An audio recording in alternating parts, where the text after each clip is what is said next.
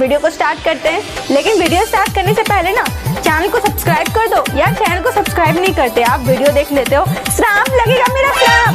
Channel को subscribe करो अभी इसी वक्त, नहीं तो पक्का गर्लफ्रेंड नहीं पटेगी, सिंगल मरोगे तुम, सिंगल। मदनेश्वर स्थान मदना से दुल्हन म्यूजिक की शानदार प्रस्तुति। बोले शंकर भगवान की। मधुबनी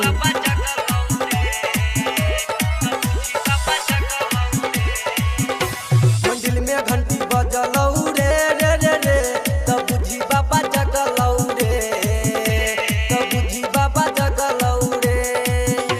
मंदिर में घंटी बजलौ रे रे रे रे, तब बुझी बाबा जगलौ रे, तब बुझी बाबा जगलौ रे।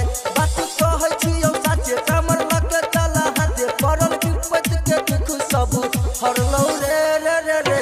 मंदिर में घंटी बजलौ रे रे रे रे, तब बुझी बाबा जगलौ रे, तब बुझी बाबा जगलौ रे, तब बुझी बाबा जगलौ रे। बोला बोला देवघर वाले बाबा की। बोलबम बोलबम बोलैत जाइ छै, देख सब कवरिया रे, कोना के जइबै चललो ने जाइ छै, सुइया पहरिया रे।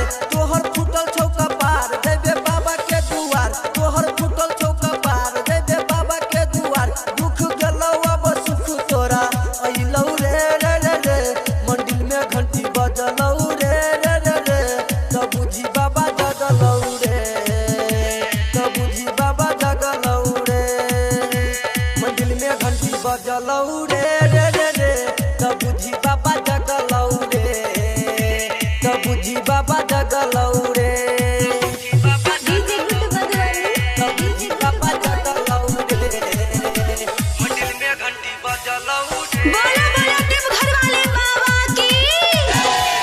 डीजे पर नारा लाइग रहल छै, सुन महाकाल के नाच रहल छै सब कमरिया, उड़ै के रुमाल के।